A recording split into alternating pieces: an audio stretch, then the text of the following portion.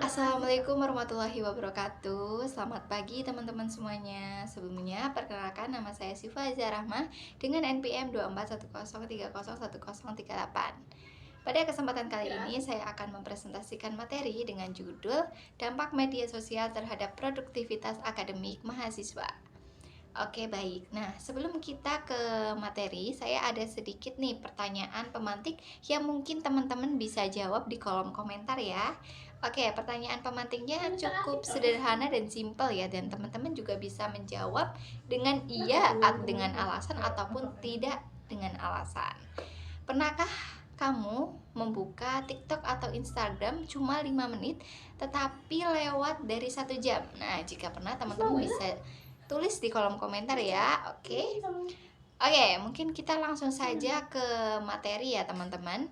Nah, jadi seperti yang sudah teman-teman ketahui, mungkin jenis media sosial itu kan ada banyak sekali ya teman-teman. Seperti Instagram, TikTok, kemudian ada WhatsApp, ada Telegram, ada YouTube dan media-media sosial lainnya, di mana fungsi dari media sosial sendiri itu kan tidak hanya sebagai hiburan saja, tetapi juga bisa kita gunakan sebagai sarana komunikasi, sarana belajar, juga sarana di mana kita untuk mencari referensi begitu.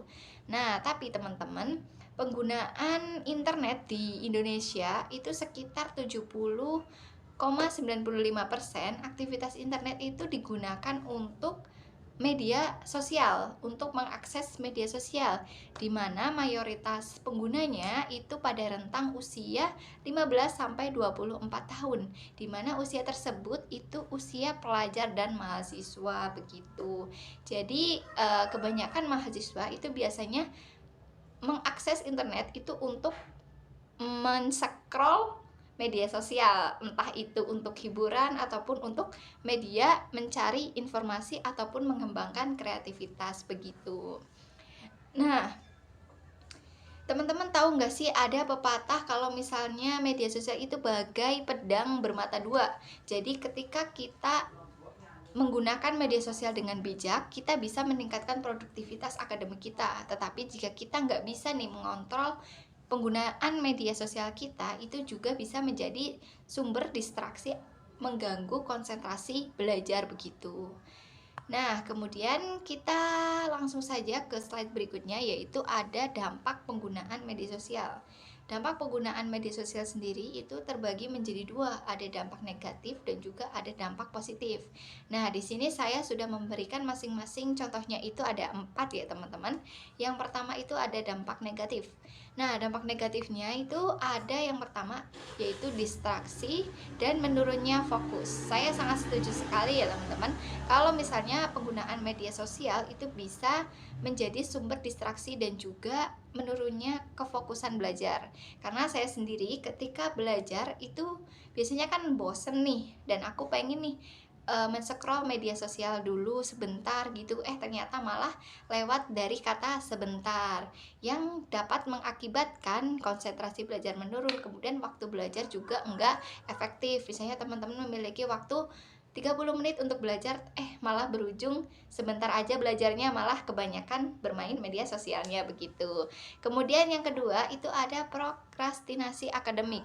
Nah, mungkin teman-teman juga masih asing ya yang namanya prokrastinasi akademik. Saya juga begitu, aku juga begitu ya, masih terasa asing mendengarnya. Prokrastinasi akademik itu merupakan peristiwa kondisi di mana mahasiswa itu sering menunda tugas karena terlalu lama scrolling media sosial yang awalnya hanya ingin membuka sebentar tetapi akhirnya menghabiskan banyak waktu. Nah, itu juga berhubungan dengan distraksi tadi ya teman-teman. Jadi memang kebanyakan mahasiswa itu, saya sendiri juga, kalau misalnya ingin mengerjakan tugas itu ya ada namanya distraksi dengan media sosial itu sendiri, entah itu untuk membuka notif ataupun untuk men-scroll-scroll sekedar hiburan saja begitu. Lalu ada gangguan kesehatan. Nah, di sini itu aku ada dua ya, ada gangguan kesehatan untuk fisik, ada juga gangguan kesehatan untuk mental mental mahasiswa itu sendiri. Nah, gangguan kesehatan untuk fisik itu biasanya tubuh itu menjadi mudah lelah karena mungkin kurang tidur gitu. Biasanya kan kalau kita scrolling media sosial itu kita nggak sadar nih, tiba-tiba udah jam 12 dan menyebabkan daya pikir kita terkadang itu juga kurang kalau misalnya kita sering begadang, teman-teman. Dan itu juga terbukti di saya sendiri, di aku sendiri juga terbukti begitu. Kalau misalnya kurang tidur itu kan kurang fokus ketika mendengarkan dosen berbicara di depan. Nah, saya juga mengalaminya begitu. Nah, kalau misalnya di kesehatan mental itu biasanya kita itu sering membandingkan diri dengan orang lain, karena kan konten di media sosial itu kan banyak banget ya. Ada yang mungkin lagi mengapresiasi diri sendiri, kemudian meng-up di media sosial dan membuat kita merasa insecure nih. Kok dia bisa ya sukses di usia muda gitu? Aku juga pengen nih. Sebenarnya bisa membuat kita termotivasi, tapi bisa juga membuat kita merasa down begitu. Kemudian kalau misalnya dampak negatif juga begitu, dampak positifnya juga banyak ya. Dari penggunaan media sosial itu juga banyak sekali loh teman-teman, dampak positif penggunaan media sosial, apalagi untuk produktivitas akademik mahasiswa. Yang pertama itu ada akses informasi dan referensi. Jadi kebanyakan mahasiswa ketika dikasih materi oleh dosen itu kan biasanya nggak lengkap. Nah, mahasiswa itu seringnya mencari referensi tugas tambahan itu biasanya dari media sosial. Dari TikTok biasanya itu kan ada konten kreator yang memberikan tautan gitu, tautan tugas-tugas atau web-web yang biasanya digunakan untuk mencari materi dari program studi itu sendiri gitu. Misalnya saya pendidikan, nah biasanya ada tautan-tautan materi-materi yang berhubungan dengan pendidikan begitu.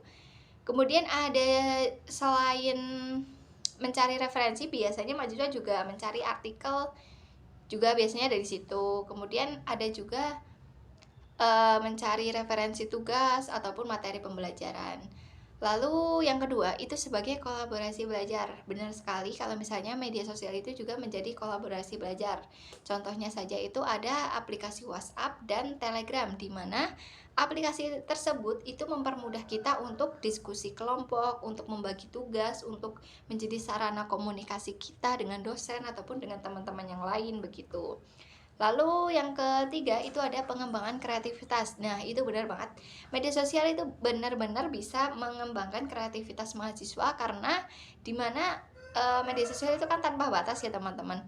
Nah, mahasiswa itu menggunakan media sosialnya itu bisa untuk membuat konten edukatif, kemudian membagikan karya atau melatih kemampuan komunikasi digital. Banyak banget loh konten kreator yang membagikan cara-cara atau tutorial untuk berbicara di depan umum. Itu kan banyak juga ya, dan membuat kita jadi lebih mudah untuk belajar begitu. Kemudian yang keempat itu ada penggunaan yang berorientasi kognitif. Nah, media sosial itu kan digunakan untuk tujuan yang jelas, misalnya nih untuk mencari materi atau informasi tertentu, atau penggunaannya justru untuk meningkatkan prestasi akademik. Itu juga setuju saya juga ya teman-teman. Penggunaan media sosial itu biasanya berorientasi yang kognitif. Untuk dampak positifnya itu juga benar.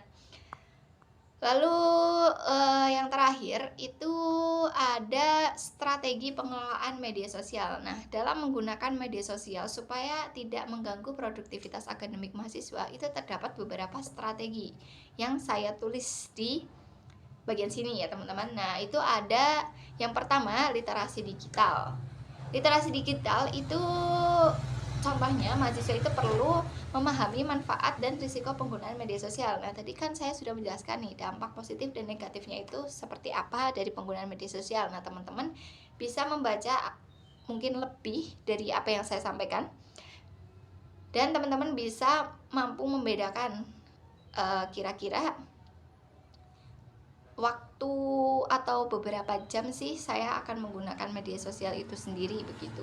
Manajemen waktu misalnya itu membatasi durasi penggunaan aplikasi, misalnya menggunakan fitur screen time atau menentukan jam belajar tanpa media sosial. Nah, teman-teman bisa menggunakan perbandingan mungkin 2:1 atau 3:1 atau 3:2 dengan waktu misalkan 30 menit belajar, 10 menit scroll, atau 1 jam belajar, 30 menit scroll gitu. Itu bisa ya teman-teman. Kemudian ada seleksi konten. Nah, seleksi konten itu biasanya bisa teman-teman lakukan dengan mengikuti akun-akun yang edukatif dan menghindari konten yang mengganggu fokus begitu. Kemudian ada menjaga etika digital. Nah, kebanyakan mahasiswa itu biasanya kalau berkomentar itu kurang namanya menjaga etika digital, kayak kalimat-kalimat yang digunakan itu sering membuat orang-orang tersinggung begitu. Teman-teman tahu kan kalau misalnya ketikanmu adalah harimaumu. Nah, itu. Jadi teman-teman bisa menjaga ketikan.